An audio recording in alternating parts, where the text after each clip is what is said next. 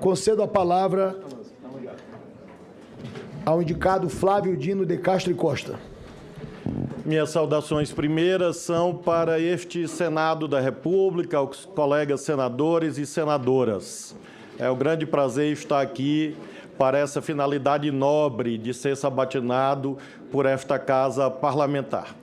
Saúdo especialmente o eminente presidente Davi Alcolumbre, do mesmo modo cumprimento os colegas do Poder Judiciário, Ministério Público, Defensoria, Advocacia, funcionários do Poder Judiciário, os colegas do Ministério da Justiça, os deputados federais, as deputadas federais que aqui se encontram, todas as senhoras e os senhores que nos acompanham pela transmissão ao vivo. Eu aqui compareço depois de 30 anos em que um senador teve a honra de ser indicado para o Supremo Tribunal Federal.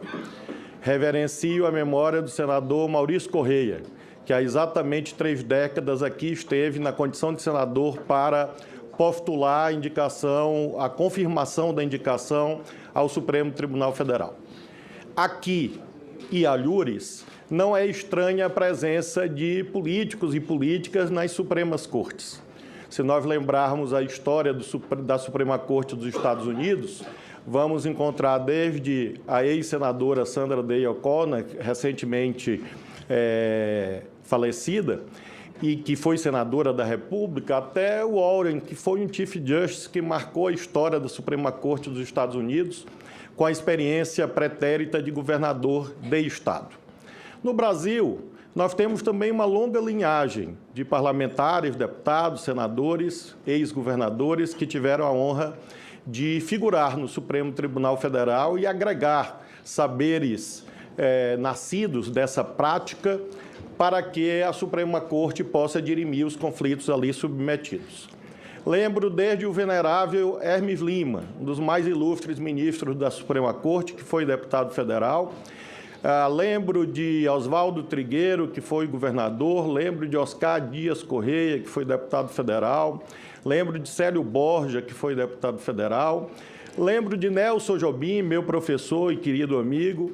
E lembro de um dos oradores mais combativos que o Senado já assistiu, que foi o querido senador, ex-senador Paulo Brossard, tribuno respeitado por todas as correntes políticas brasileiras e que figurou posteriormente a sua passagem marcante no Senado, brilhante, combativa, forte, pontificou ali no Supremo Tribunal Federal. Portanto, eu invoco essa tradição para dizer que me sinto muito confortável de aqui estar nesta dupla condição, para ser examinado no que se refere aos requisitos constitucionais. É claro que quando o presidente da República me honra com a indicação para aqui estar, não vim aqui fazer debate político, não me cabe nesse momento. Vim aqui apenas responder ao atendimento dos 2 requisitos constitucionais, notável saber jurídico e reputação ilibada.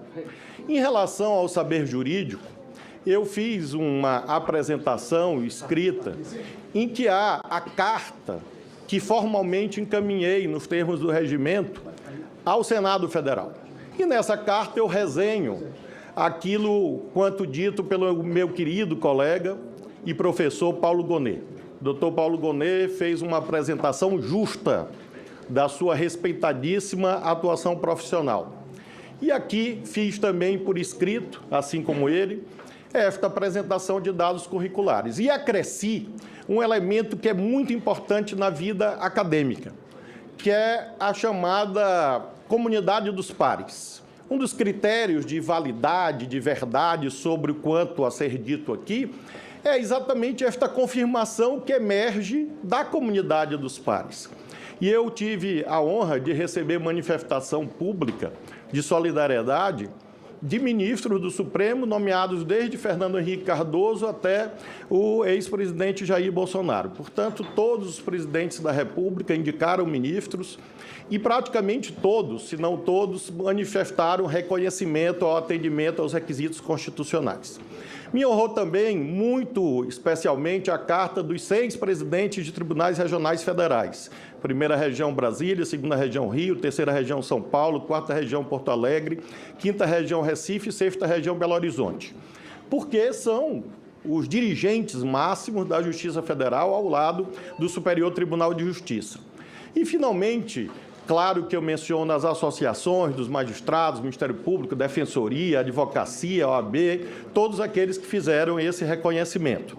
Portanto, dispenso mencionar dados curriculares nesse momento, mas quero aludir, sobretudo, a compromissos, sobretudo a teses, que são fundamentais que eu possa partilhar com este Senado acerca da verdadeira visão que eu tenho acerca da atuação do Poder Judiciário pátrio. A pergunta que se põe é: o que fazer no Supremo? Eu gostaria de sublinhar, em primeiro lugar, que tem um compromisso indeclinável com a harmonia entre os poderes. É nosso dever fazer com que a independência seja preservada, mas, sobretudo, a harmonia. Controvérsias são normais, controvérsias fazem parte da vida plural da sociedade democrática, mas elas não podem ser de qualquer maneira e não podem ser paralisantes, inibidoras do bom funcionamento das instituições. Lembro que na Itália, na França, no pós-guerra, houve um momento de afirmação das Supremas Cortes em que havia também um diálogo, às vezes mais conflituoso, às vezes menos, entre aquelas instituições recém-nascidas naquele cenário dos anos 40 e 50 na Europa, para que pudessem dialogar com a política naquele momento e encontrar o ajustamento correto, às vezes 10, 20, 30 anos nesse diálogo democrático. O segundo compromisso nítido, firme e claro.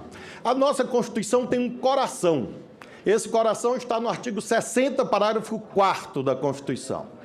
E eu quero reafirmar que, em tendo a honra de ser aprovado por esse Senado, são cláusulas, sim, pétreas, para o Brasil e para mim.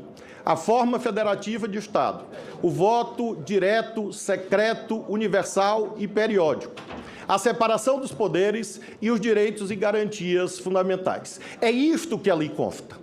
E, por isso, esse é o núcleo de compromissos que eu venho aqui reafirmar. Aludo também a 3 presunções que são centrais, a meu ver. A primeira, presunção de constitucionalidade das leis. A inconstitucionalidade é um fato raro, ou deve ser assim visto. A inconstitucionalidade de uma lei só pode ser declarada quando houver dúvida, quando não houver dúvida, acima de qualquer critério razoável. Então, nós precisamos de uma certeza. E nas zonas de penumbra, como eu fiz a vida toda, há que se prestigiar a atividade legislativa. E jamais esquecer do princípio do paralelismo das formas. Se uma lei é aprovada neste parlamento, como eu tive a honra de ser deputado federal e tenho a honra de hoje ser senador, é aprovada de forma colegiada, o desfazimento, salvo situações excepcionalíssimas, não pode se dar por decisões monocráticas. Ou seja, para fazer colegiados, para desfazer colegiados, a não ser situações claras de perecimento de direito, quando houver, por exemplo, o risco de uma guerra, o risco de alguém morrer, o risco de não haver tempo hábil para eficazmente impedir a lesão a um direito em obediência a uma cláusula constitucional que é o princípio da inafastabilidade da jurisdição.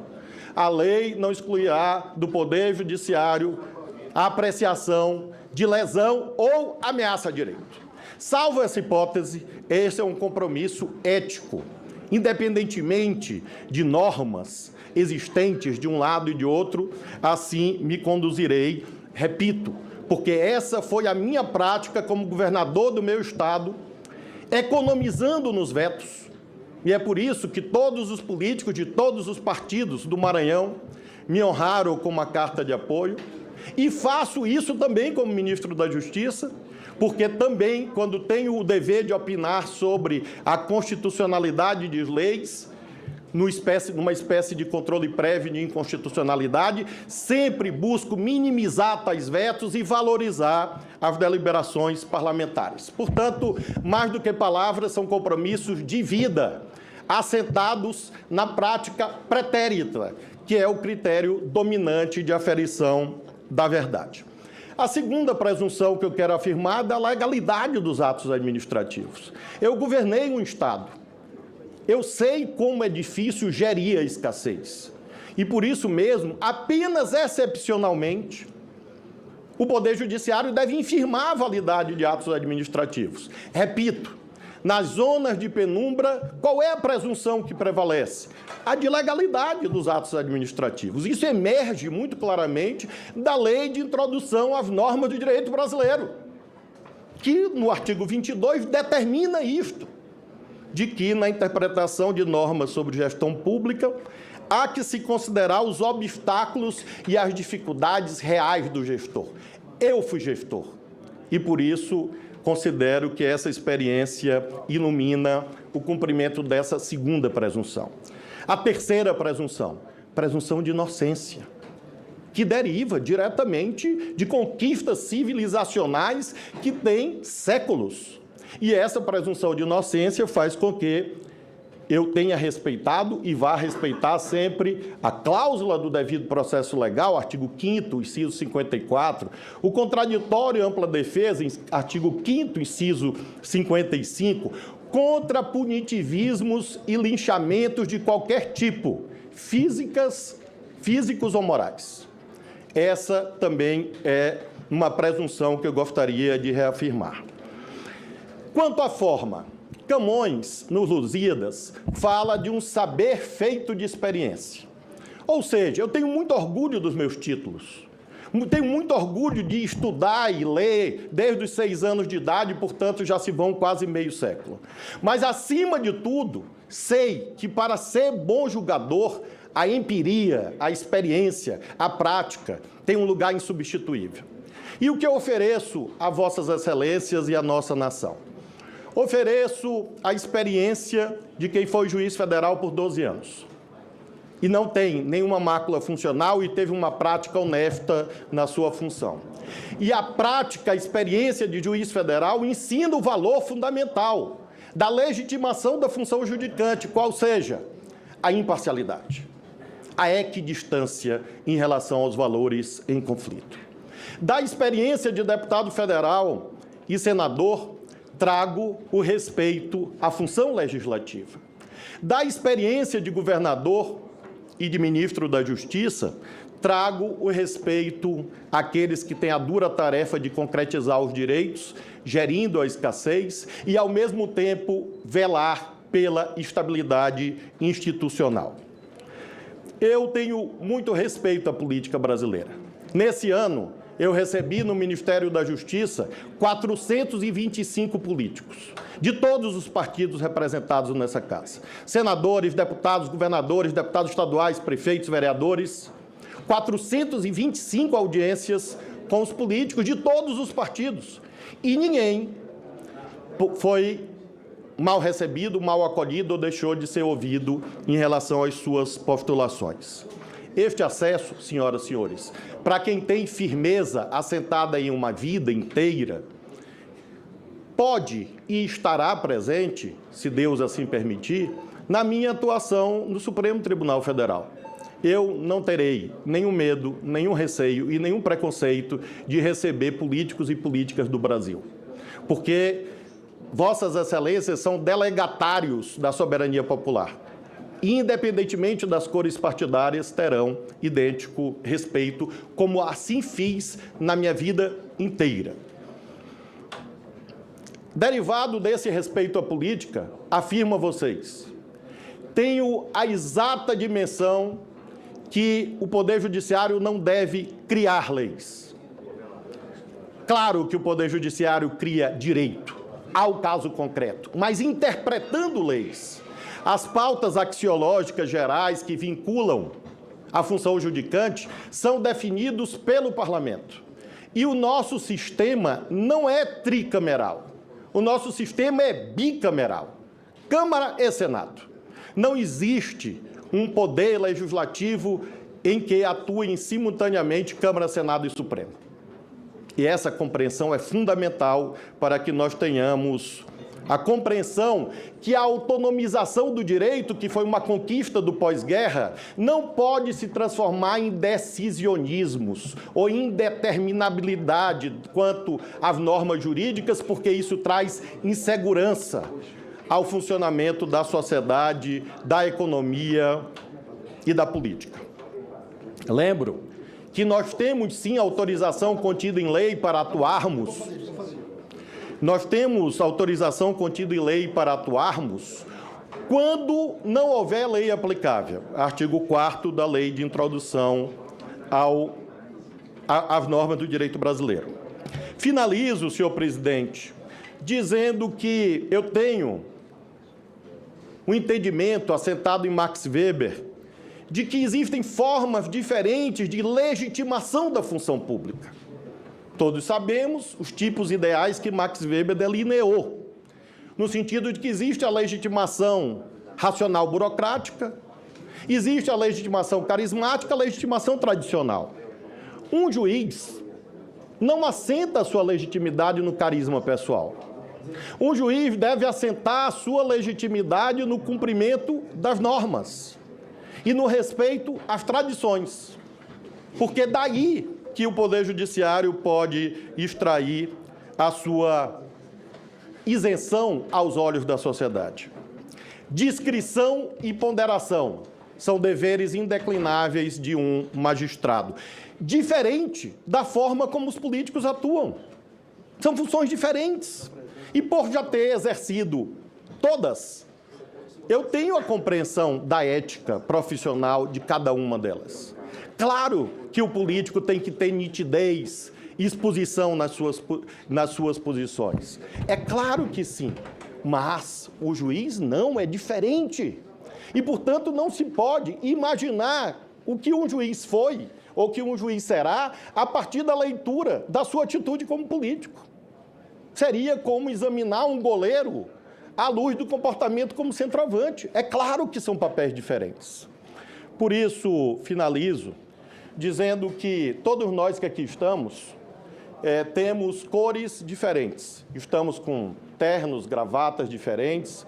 Quando temos campanhas eleitorais, vestimos camisas de diferentes cores. No Supremo isso não acontece. Todas as togas são da mesma cor.